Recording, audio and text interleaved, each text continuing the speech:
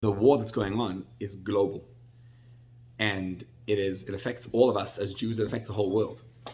But what we want is to change as a people, to experience a transformation of a nation, and each one of us as an individual to experience a transformation, because Hashem is protecting us more than ever, and we're watching miracles, and yet we're also watching, in a sense, the greatest miracle of all. The greatest miracle is that the people of Israel have risen like a lion, and we were dormant for a long time.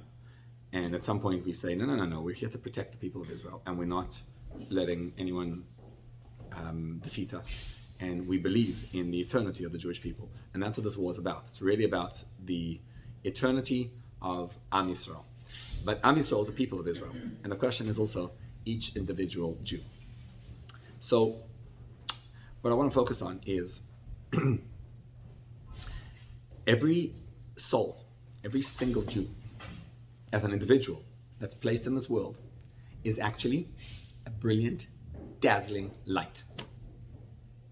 Shlomo HaMelech said, Ner Hashem nishmas Adam.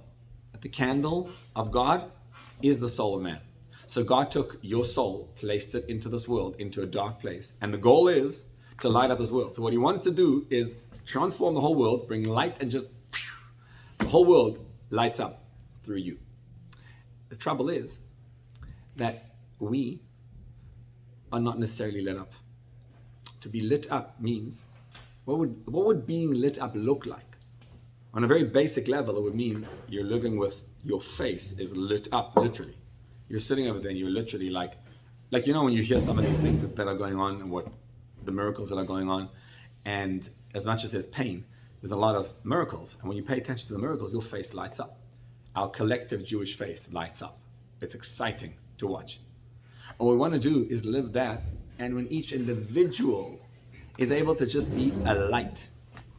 So when life is going wonderful and things around you are hunky-dory and going exactly the way you want them to go, it's easier, still difficult sometimes, to feel the light.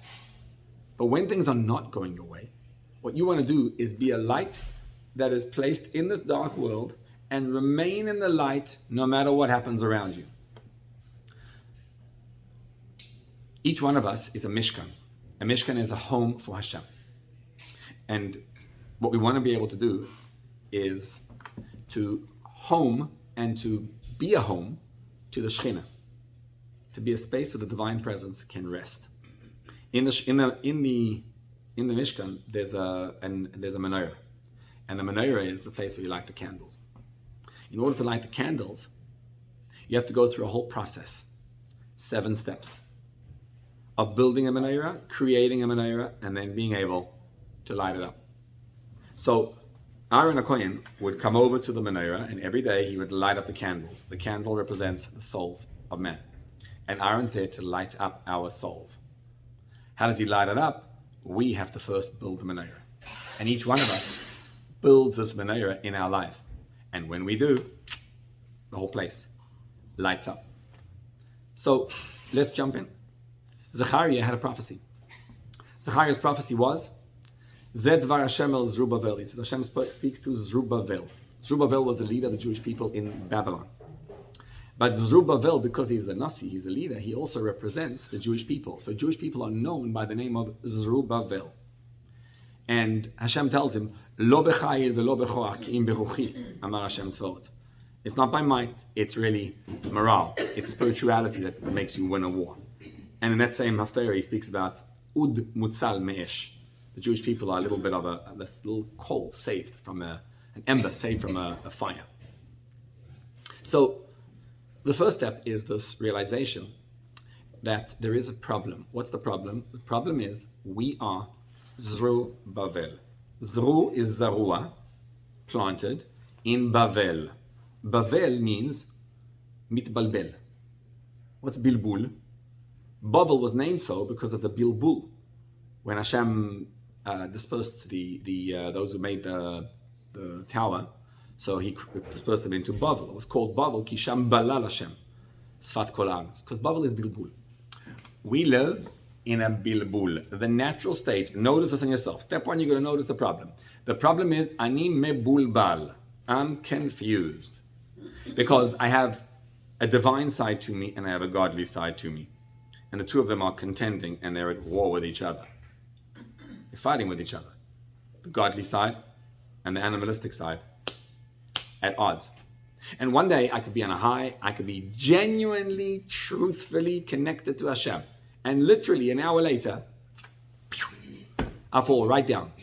I could be having a good conversation about someone and I'm actually enjoying the conversation of Lashon Hara, or a good juicy conversation about someone.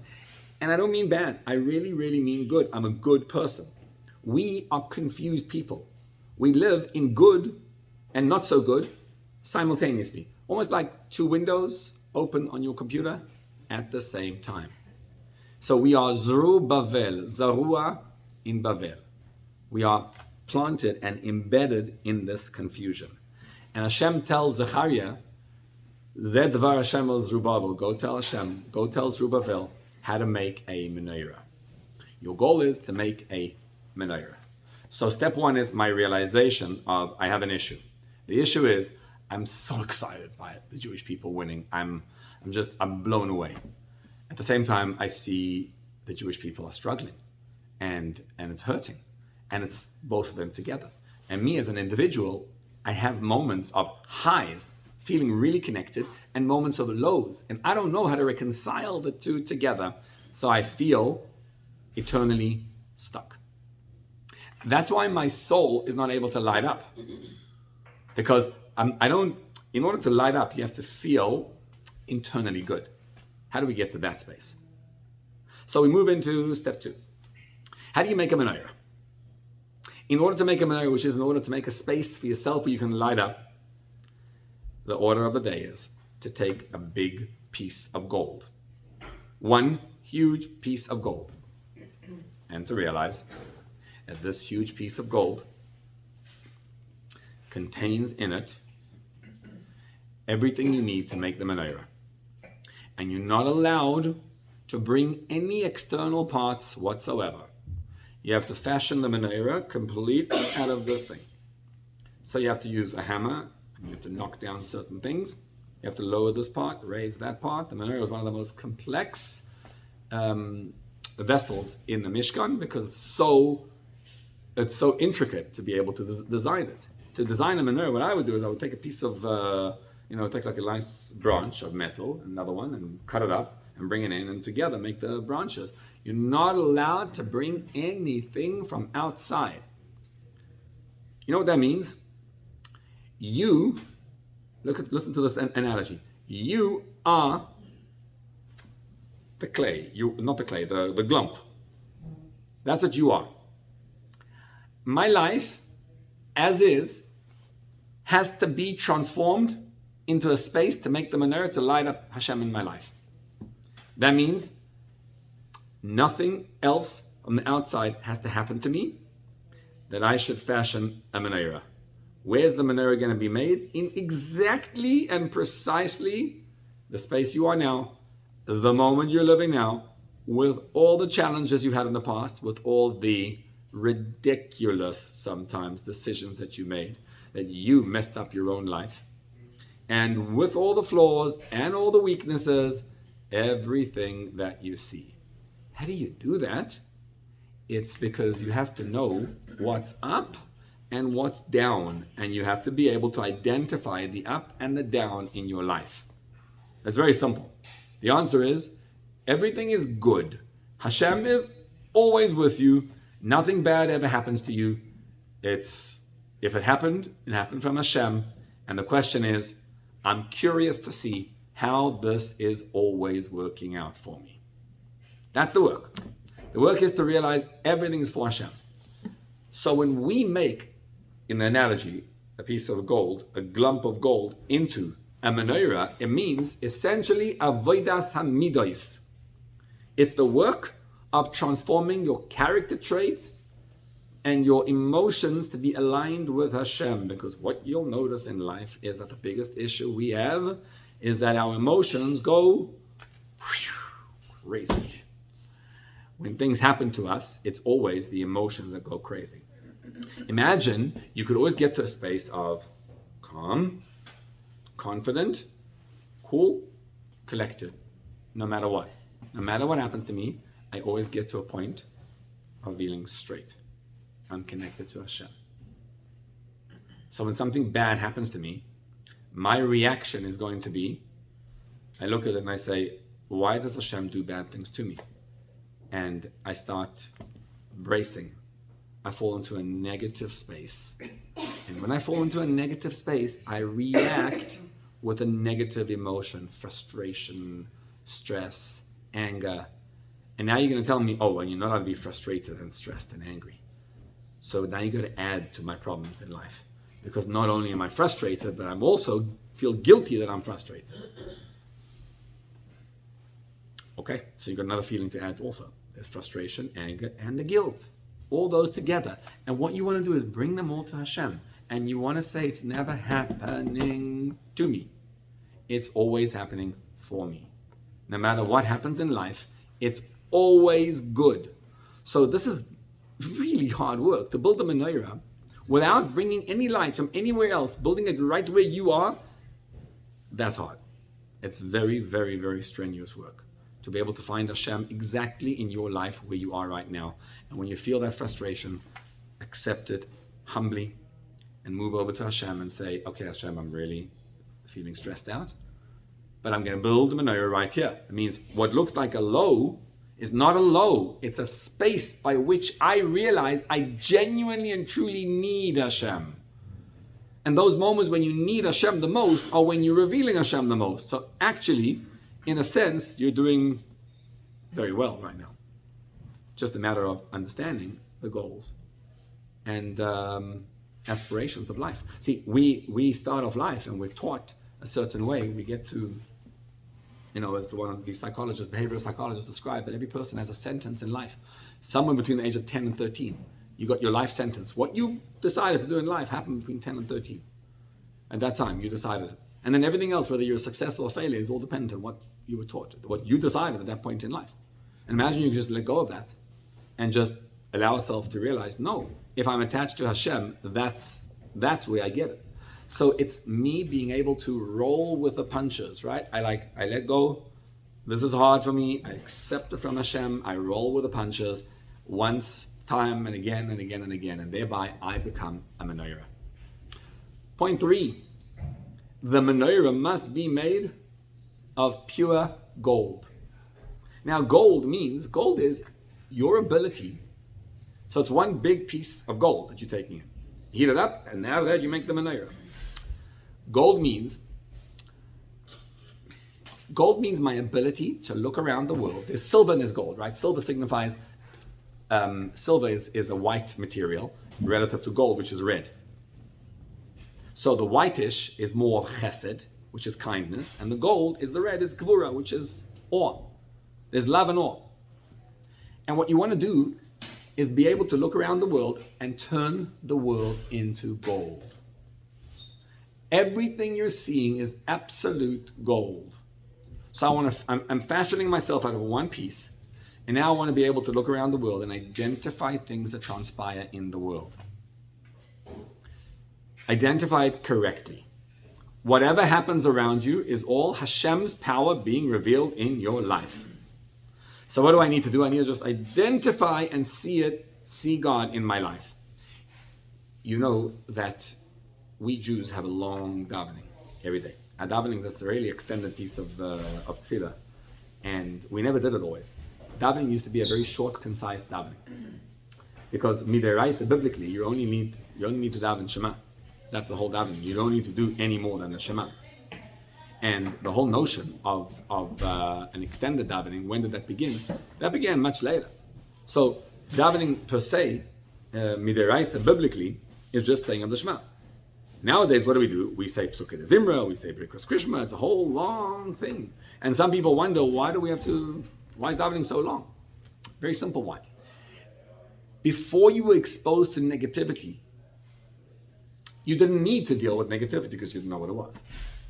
When there was a temple, the Beis HaMikdash, we walked in, we just noticed God like that immediately. I walk in, I see Hashem, I'm good. I got it. So I don't need to work in order to feel Hashem in my life. But what happens when the Beis HaMikdash was destroyed? And what happens as time goes by? Nowadays, even like 5, 10, 20 years ago, you were not exposed to as much negativity as we are now. You know, it was very nice. The other day, two Hasidic guys came to my door. They were Visnische Hasidim, they told me. And they were coming, I don't know, I gave them some money. They said, no, we don't want money. We want you to write a bracha to the Yeshua's Moshe. I'm like, okay. You know, it was interesting. Anyway, and then they said to me, I was showing them, I don't know what, I showed them something on my phone. So I took out my phone, I was showing them my phone. When I took it out, they jumped up. They said, we're not allowed to hold that. The phone. We stay away from that. So if you hold it, I can look. I'm not allowed to hold that thing in my hand. And you know what? I think that's awesome. If they actually keep it all the time, it's awesome. Because if you don't have to deal with that thing, it's wonderful. Of course, the problem is you might have a difficult time living life, because in life nowadays, there's so much to do. All the business takes place on that phone.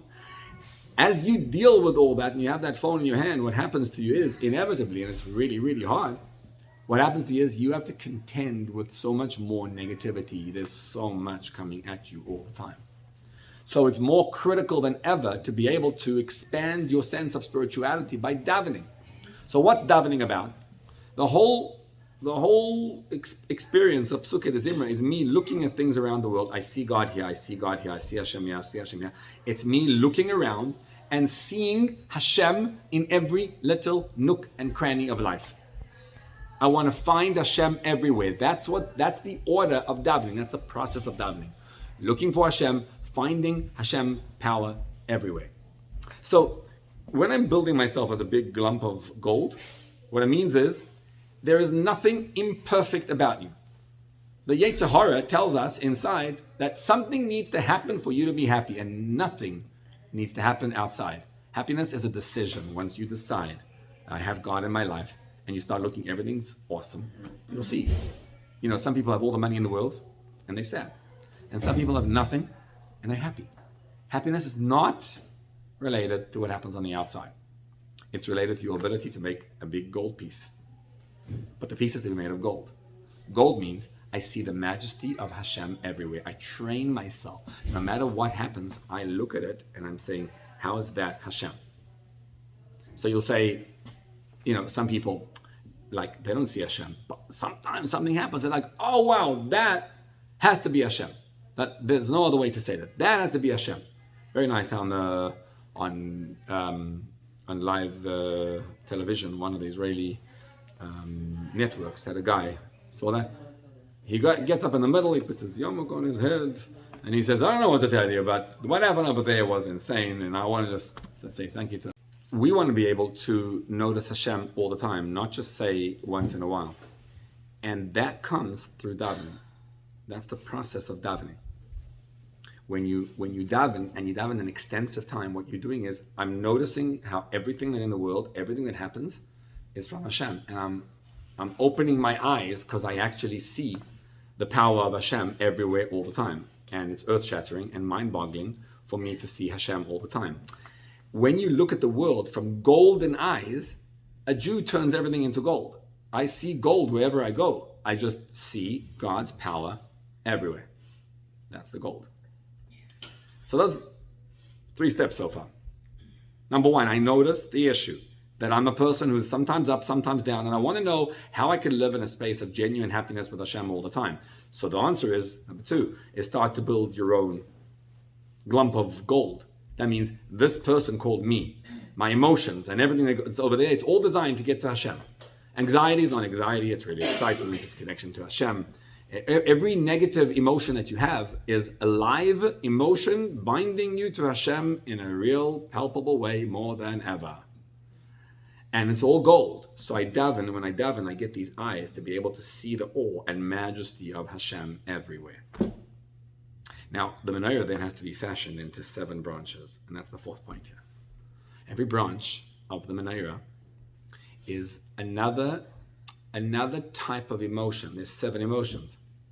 And every one of them has to be fashioned into a beautiful golden menorah. Jewish people are divided into 70 souls. there were 70 Jews who came down to Mitzrayim. So there's 12 tribes with 70 souls. And those 70 is because each one of the 7 is comprised of 10. And so your emotions are subdivided into 10. So every one of us is divided into we have dominating us one of the 7 emotions, and those 7 are divided into 10 because there's 10 faculties in each one. So every one of us has, and there's much more subdivisions. What that means is that you, in the space that you are unique. And what you are is the most incredible being that Hashem ever made. And no one else can do whatever you can do. And you say, okay, the rest of the people are doing it. What about me? No. Every part of the menorah, every branch on its own is critical. And we are all needed together to work our way so that all of us together, but each one customizing what he or she does. So you can't say others are going to do it and I'm not. It's a critical avodah for each one of us to light up our own lives with our own Torah and mitzvahs, with our sense of self. That's point 4. The menorah is built.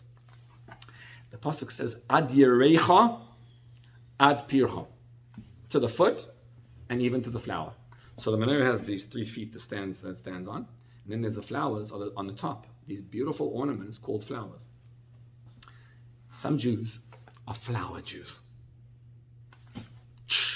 They shine, they are absolutely beautiful. And some of us are feet. And sometimes it's the same person.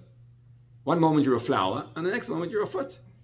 And you're pretty unsure of who am I and what am I about. But the menorah has to be comprised of all Jews together. And it means I have to be able to look at every single Jew around the world, and I have to be able to identify and see what is the good inside that person.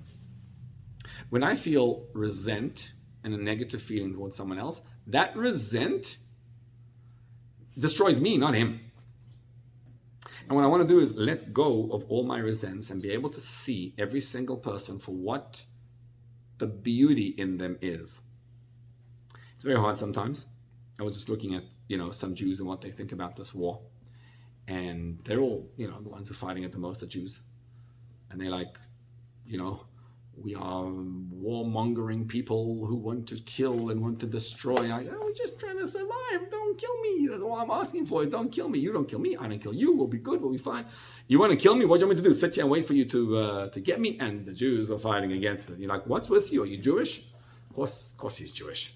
If he weren't Jewish, why would he be fighting you? He has to be Jewish. That's the yarech, the foot. And what I want to do is say, but what's special about that Jew? Doesn't mean I agree with him. Doesn't mean I don't fight him on his opinion. But I want to be able to see the good in every single person. So let's get our point straight. Again, the goal is to light up my life. I want to be a person who's just lit up all the time, living in an excited space of feeling just my soul ignited and on fire. And how do I get there? Number 1, I'm going to notice there's a problem in my life. I'm going to notice that I'm a confused individual. Number 2, I'm going to build myself into a lump of beautiful gold. I'm going to look at it and say, I have everything I need, and whatever I am is there for me. And I'm going to notice when an emotion goes down, and pick it up. And when it's on a high, I'm going to put it down all the time to be mellow and connected with Hashem. I'm going to look around the world with gold. My golden eyes, everything in the world is the awe and majesty of Hashem. That comes about through davening, extensive davening. Then I move into my 4th point, which is every one of us is customized. I cannot do what you can do, and you can't do what I can do. Every one of us is special and unique. And that means, number 5, that I need to build the menorah. This gold is all Jewish people together.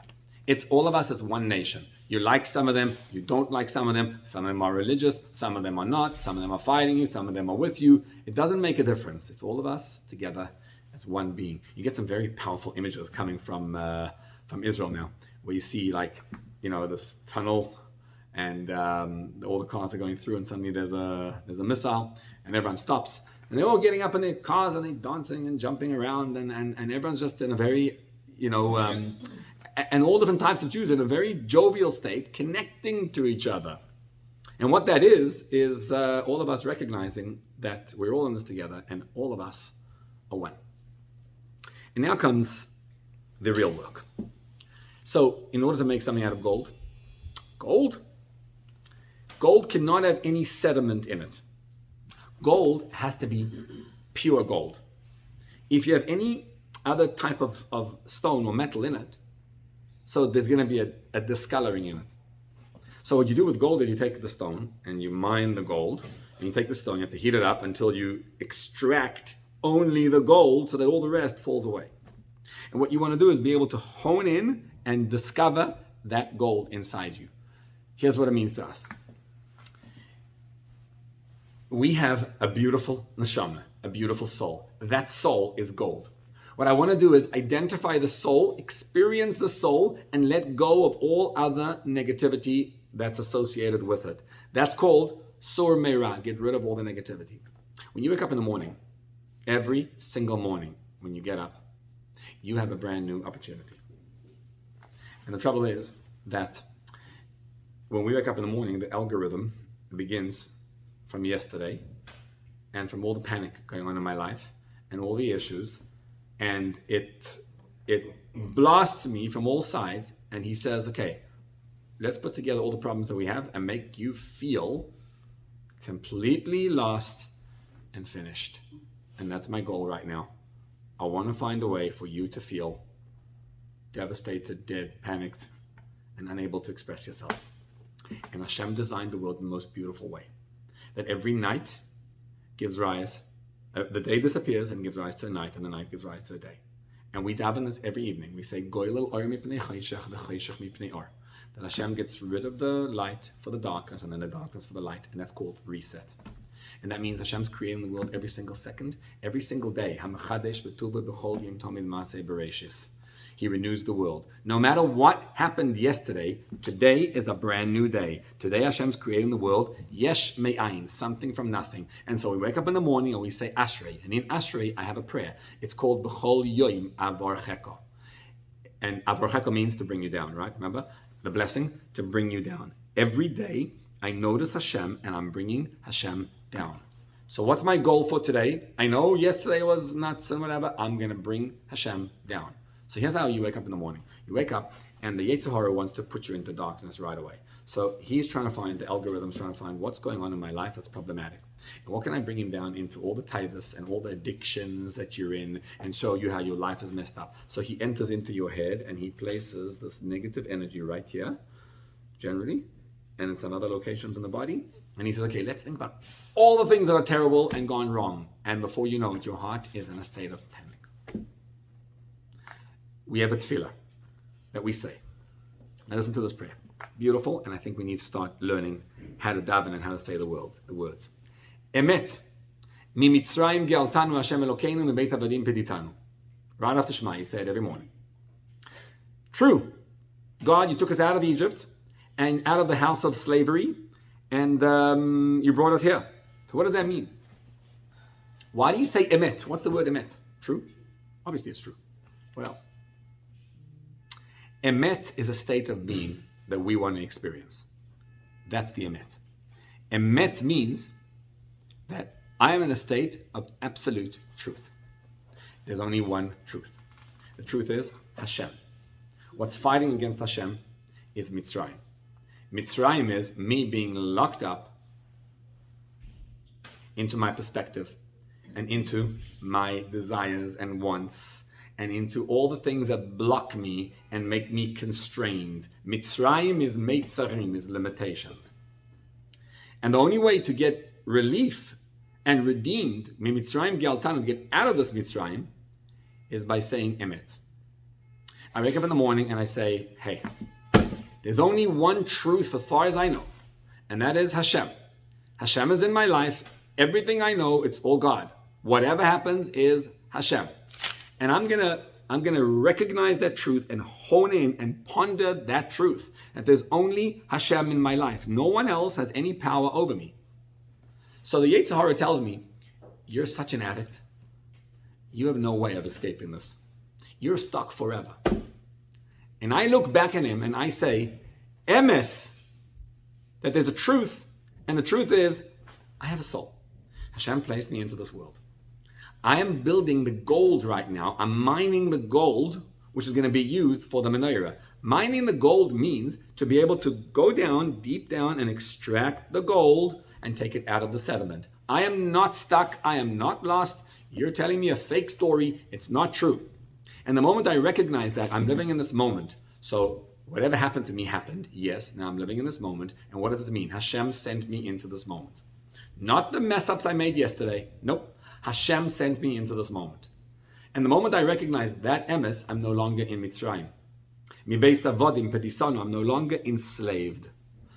The pasuk, the prophet says, Ve'anochi netatich, look at this pasuk, Ve'anochi netatich sorek, I planted you, a sorek is a branch. Kulo zera emet, you're all a seed of truth. Now the word sorek is spelled shin vav reish kuf. One of the vowels in the Hebrew alphabet is called a shuruk. Sorek, shuruk. You know what that is? 3 dots, like that. U. When you say u, you can either write a vav with an u, or you can write shuruk, like that. Those 3 vowels make it that way. Hashem says, Anochi netatich sorek. Listen here. I placed you into this world.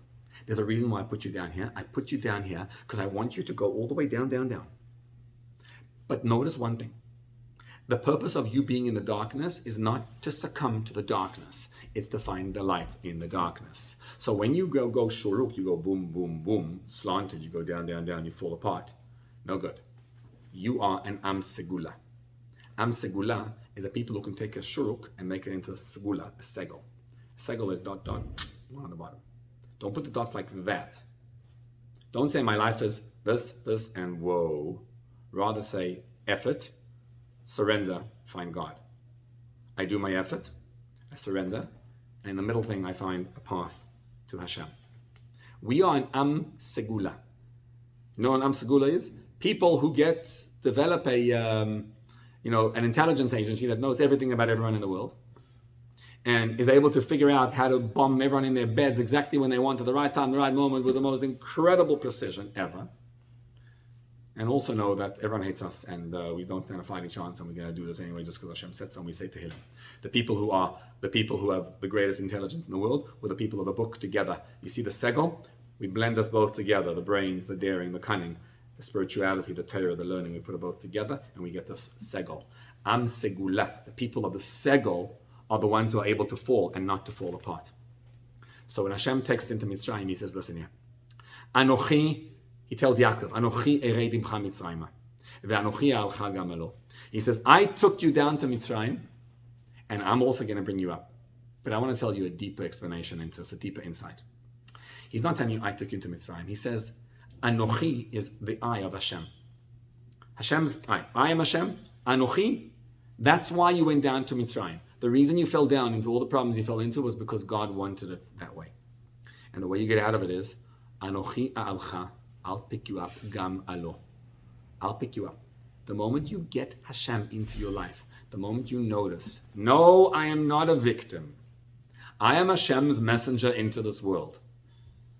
I am the power of Hashem to reveal God in this world. The moment you notice that, what happens? You escape the limitations, you get out, and suddenly you're connected. Anochi a'alcha gam alo. I get out, and I'm no longer stuck in this world. But look at that extra word there, gam. Gam alo. You know what the gam is? Gam means, a Jew looks at the world, he looks at extraneous things. He's like, why do you have to do this to me, Hashem? When you say gam, like gam means also, and also that. Like, why? There was a man who took every gam and he said, this gam is only good. He was Nachum Ish Gamzu. Nachum was a man who was sent, he was a Tana, he was sent to the emperor, and he brings him this beautiful gem of treasures. And he brings him this thing, and he thinks he's opening it up in front of the emperor. He says, wow, look what the Jews sent you in order to appease you. The emperor opens it up. What does he see? Someone, when Nachum was getting to the palace, had exchanged it for sand. And he sees sand over there.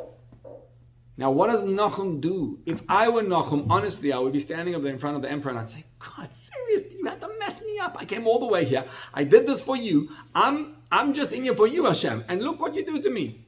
And We caused this? Seriously, God? What are you thinking? But Nahum was a man who sees Hashem everywhere.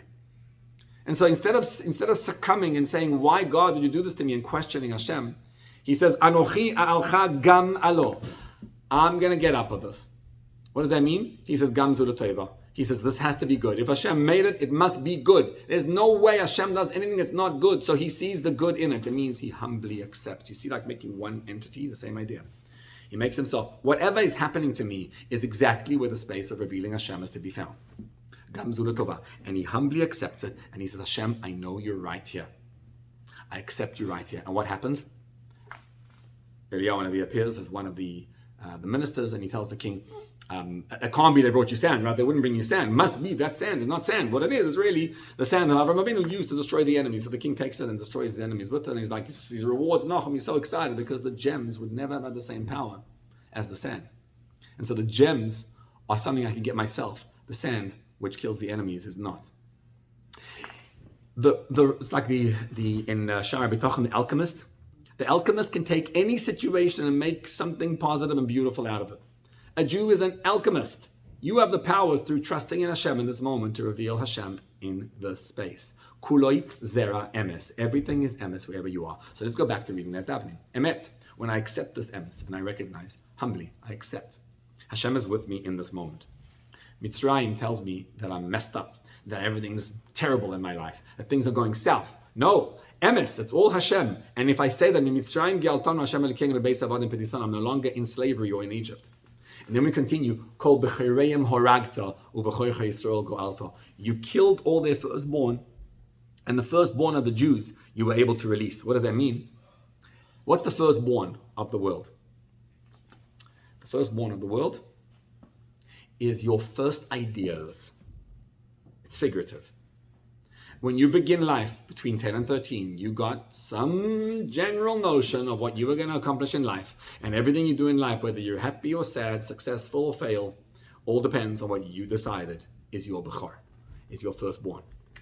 Kill that bechor. Kol bechorei morak, the reason we fall into our addictions and all our problems is because of that bechor, of that firstborn we believe in. U'v'choicha Yisrael go'alta, and you release the Jewish firstborn. What's the Jewish firstborn?